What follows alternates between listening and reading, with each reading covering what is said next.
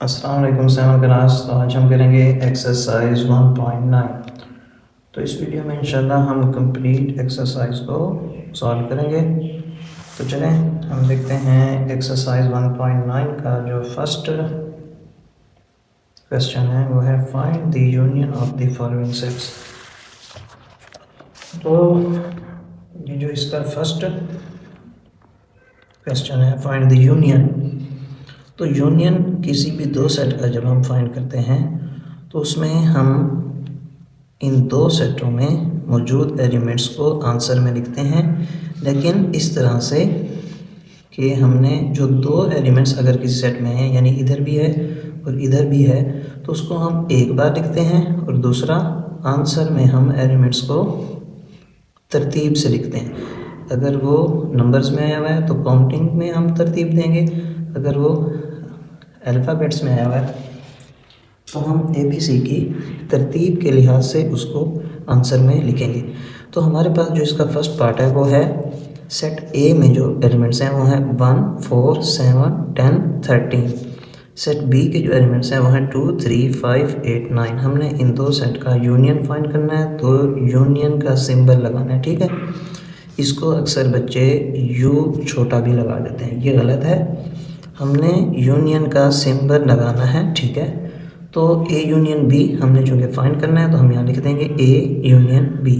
तो पहले A आ रहा है तो हम सेट A के एलिमेंट से लिख देंगे, फिर यूनियन का सिंबल आ रहा है, यहाँ हम यूनियन का सिंबल लगाएंगे, फिर B सेट आ रहा है तो B सेट के एलिमेंट से लिख देंगे 2, 3, 5, 8, 9। अब देखें इन दोनों में हमने क्या करना है, यूनियन, और यहाँ पर कोई भी इज इक्वल टू या B यहाँ पर नहीं लिखना, ये ठीक है, इसी तरह ही लिखना है। तो देखें अब हमने इसका यूनियन फाइंड करना है, तो सबसे इसमें छोटा नंबर है 1, तो पहले हम 1 लिख देंगे, फिर है 2 क्योंकि इसके अंदर 2 नहीं है, तो हमने इन दो सेटों में जो एलिमेंट्स हैं उन्हीं को यहाँ आंसर में तरतीब से लिखना है। फिर 2, फिर 3, फिर यहाँ से 4, फिर यहाँ से 5, फिर यहाँ 6 नहीं है, तो हमने खुद से नहीं लिखना 6, जो इधर ही मौजूद है नंबर उन्हीं को तरतीब देनी है। तो 6 नहीं है तो नहीं लिखेंगे, फिर 7, ये 8, ये 9, फिर ये 10, फिर ये 13। इस तरह हमने दो सेटों का यूनियन फाइंड करना है। तो ये A यूनियन B का आंसर है। अब हम देख लेते हैं इसका पार्ट 2, वो है C। तो C सेट के एलिमेंट्स एंड D सेट के एलिमेंट्स हमें दिए गए हैं, हमने इसका C यूनियन D फाइंड करना है। आप फर्स्ट पार्ट की तरह यहाँ लिख सकते हैं C यूनियन D फाइंड करें, अगर नहीं भी लिखना चाहते तो ऐसे लिख दें, C के एलिमेंट्स लिख देंगे यूनियन, फिर D के एलिमेंट्स लिख देंगे। अब इनमें हमने तरतीब देनी है, इधर भी पहले 0 है, इधर भी पहले 0 है, तो 0 2 बार आया है, दो सेटों में है, हमने आंसर में एक बार लिखना है, क्योंकि किसी सेट में अगर एक एलिमेंट्स को 2 बार लिखते हैं तो वो सेट नहीं कहलाता। तो ये 0 2 बार है, इसको एक बार लिखेंगे, फिर तरतीब से यहाँ 1 है, यहाँ 1 नहीं है, तो पहले ये 1, फिर ये 2 2 बार है, एक बार लिखेंगे, फिर 3, फिर 4, 5 नहीं है, 6 2 बार है, एक बार लिखेंगे, 8 2 बार है, एक बार लिखेंगे, और लास्ट में ये 10। तो इस तरह हम इसका C यूनियन D का यूनियन फाइंड करेंगे। अब है इसका पार्ट 3। पार्ट 3 है हमारे पास E सेट ABCDE और F सेट है AEIOU। इसका हमने यूनियन फाइंड करना है। E सेट के एलिमेंट्स लिखेंगे, यूनियन का सिंबल लगाएंगे, फिर F सेट के एलिमेंट्स लिखेंगे। अब देखें A दोनों में एक बार आएगा, फिर B ABC में जो तरतीब है A के बाद B, फिर C, फिर D, फिर E, C, D, E। तो यहाँ तक आगे E 2 बार था, एक बार लिख लिया, लास्ट में IOU लिख देंगे, IOU। दोनों सेटों के एलिमेंट्स लिखते हैं, कोई भी नंबर छोड़े बगैर, और हम तरतीब के साथ लिखते हैं। अब इसका पार्ट 4 देख लेते हैं, वो है G एंड H। तो G सेट है हमारे पास 1 से लगाकर 10 तक, ठीक है। ये 1 2 3 किसी भी सेट के पहले 3 एलिमेंट्स की जो तरतीब होती है वो बताती है कि आगे किस तरह एलिमेंट्स आ रहे हैं। तो 1 के बाद 2, 2 के बाद 3, 3 के बाद 4, 5, 6, 7, 8, 9, 10 तक है, और इसमें है 0 1 2 3 4 6 8 9 10, इसमें 5 मिसिंग है, 7 भी। तो हमने जब इसका यूनियन फाइंड करेंगे, G यूनियन H लिखना था, तो देखें मैंने नहीं लिखा यहाँ पे, पहले हम लिख लेंगे G यूनियन H।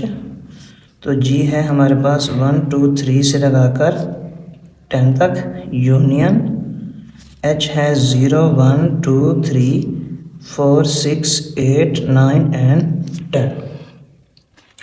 अब देखें इसके अंदर ज़ीरो नहीं है तो इसके अंदर ज़ीरो है, तो पहले ज़ीरो लिख देंगे। उसके बाद देखें यहाँ पर तमाम एलिमेंट्स हैं 1 से लगाकर 10 तक, जबकि इसके अंदर मिसिंग है। तो हमने तमाम एलिमेंट्स लिखने होते हैं ना जो दोनों सेटों में मौजूद हों, और जो 2 बार है उसको एक बार लिखना है। 1 2 बार है एक बार, 2 2 बार आया है तो एक बार, 3 2 बार है तो एक बार। अब इसमें तमाम है, ठीक है, एलिमेंट्स, तो हमने यहाँ से तमाम एलिमेंट्स 10 तक लिख देंगे। जो मिसिंग है वो इसमें है ना, जो इसमें मिसिंग है वो इसमें है, तो हम कोई भी एलिमेंट छोड़े बगैर लिखते हैं। तो इसके अंदर तमाम है तो हम ये तमाम लिख देंगे, ये वाले भी इसी में आ जाएंगे। अब हम देख लेते हैं इसका 1.9 का क्वेश्चन नंबर 2।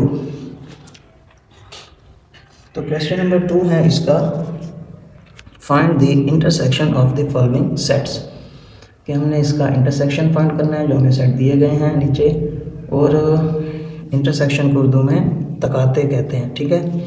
तो 2 सेट हैं, एक एस और एक टी। एस सेट है STUDEN। अब टी दोबारा नहीं दिया क्योंकि ये एक टी आ गया था और टी देते तो ये सेट ना कहलाता। इसी तरह TEACHR दिया, ई नहीं दिया क्योंकि ई पहले आ चुका है। तो हमने इसका इंटरसेक्शन फाइंड करना है। इंटरसेक्शन का सिंबल ये होता है उल्टा यूनियन, ठीक है। जो यूनियन का सिंबल था यू, ये उल्टा यू, इसका मतलब ये इंटरसेक्शन का सिंबल है। अब पहले एस आ रहा है तो हम एस के एलिमेंट्स लिख देंगे, फिर इंटरसेक्शन का सिंबल, फिर टी के एलिमेंट्स लिख देंगे। अब देखेंगे इसके अंदर जो दोनों में एलिमेंट्स मौजूद हैं वही आंसर होगा।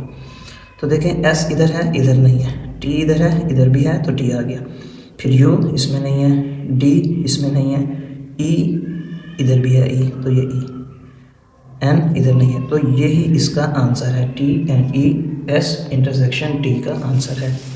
अब देख लेते हैं हम इसका सवाल पार्ट नंबर 2।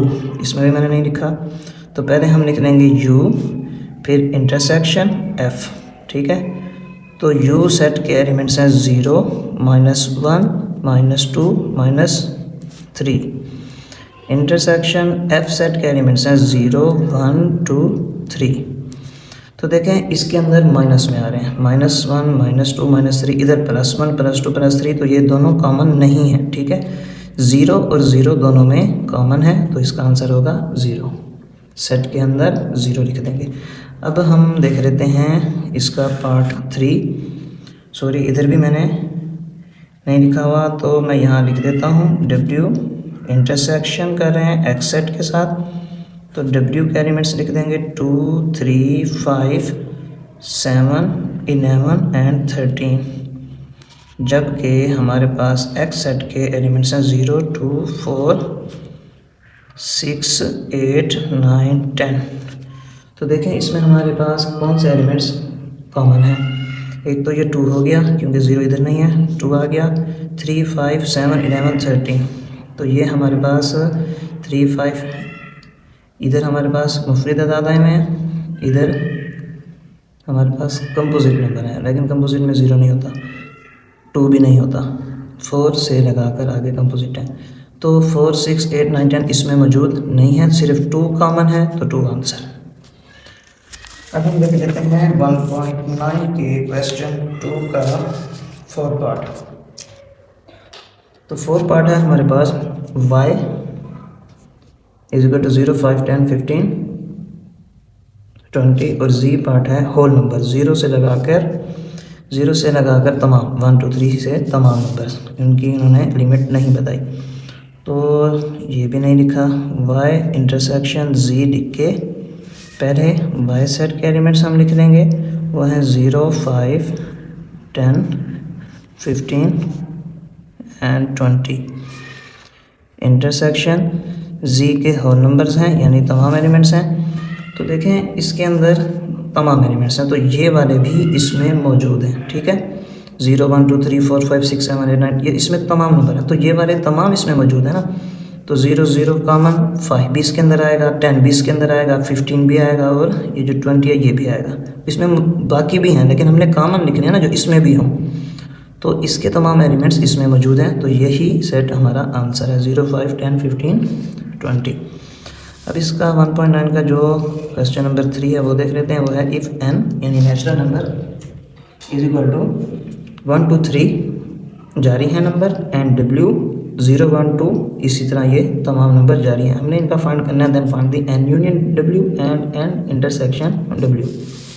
तो देखें जब हम इसका यूनियन फाइंड करेंगे इन दोनों सेटों का, पहले n के सेट लिख लेंगे एलिमेंट्स को, फिर यूनियन, फिर जो W सेट दिया उसे लिख लेंगे।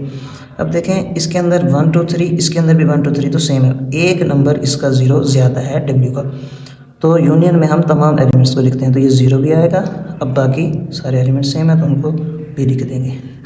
1 इधर भी है इधर भी है तो एक दफ़ा लिखेंगे, 2 इधर भी है इधर भी है एक दफ़ा लिखेंगे। इस तरह ये 3 4 5 है, ये जारी है, ठीक है। एक एलिमेंट्स इसका 0 ज़्यादा था तो वो यहाँ हमने लिख दिया। अब हम देख लेते हैं इसका n इंटरसेक्शन W। तो अब हमने इसमें से कॉमन नंबर देखने, तो 0 नेचुरल नंबर में नहीं आता तो 0 नहीं है इसमें, बाकी तमाम नंबर सेम है तो वो सब क्या होंगे, मुश्तरक कॉमन होंगे। तो 1 इधर भी है इधर भी, 2 इधर भी है इधर भी, इधर 3 है इधर भी 3 है, बाकी तमाम नंबर इसके कॉमन है तो इसका आंसर होगा 1 2 3 डेट्स ऑल, इस तरह से। अब इसका पार्ट नंबर 4 देख लेते हैं। पार्ट नंबर 4 में है इफ़ E यानी कि इवन नंबर जुफ्त अदाद का सेट है 0 2 4 6 8 10 12 14 जारी है।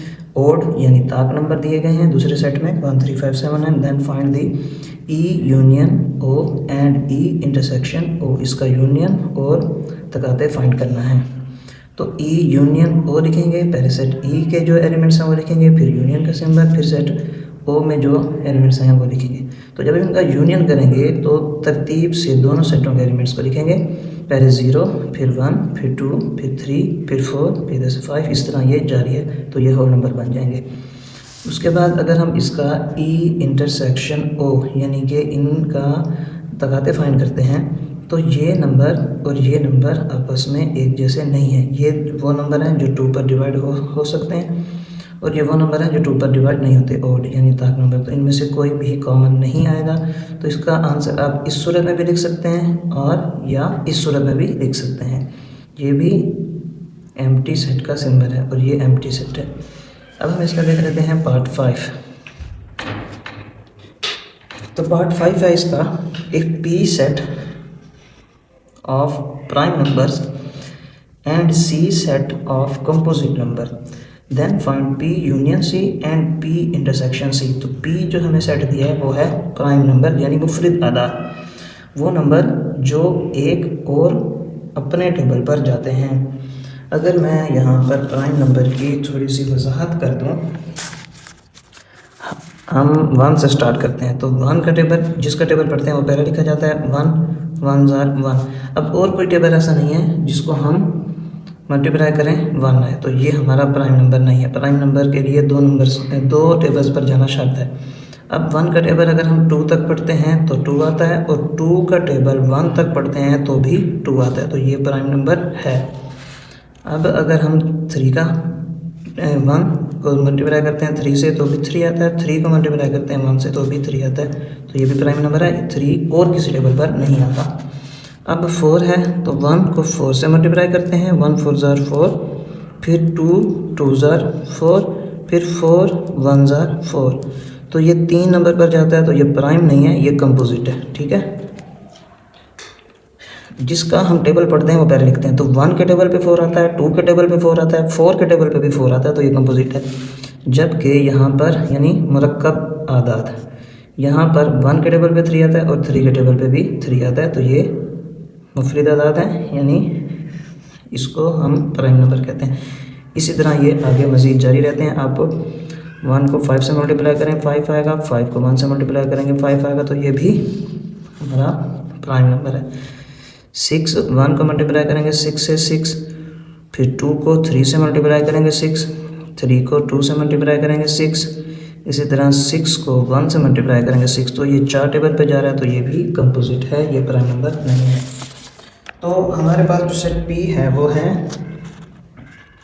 प्राइम नंबर का सेट, यानी जैसे कि मैंने बताया एक के टेबल पे जाते हैं और अपने टेबल पर। इसी तरह सेट C में हमारे पास इन्होंने कंपोजिट का है जो 2 से ज़्यादा टेबल पर जाते हों वो नंबर्स।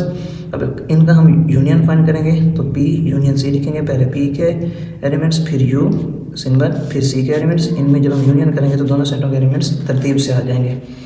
2 3 ये आ गया, फिर ये 4, फिर 5, फिर 6, 7, 8, 9, फिर 10, 11, 12, तो ये इस तरह जारी रहेंगे।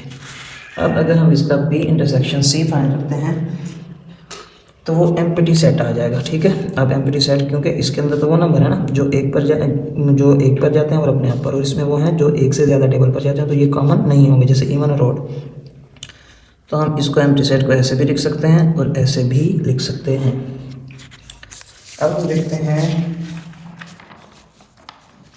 1.9 का क्वेश्चन नंबर 6।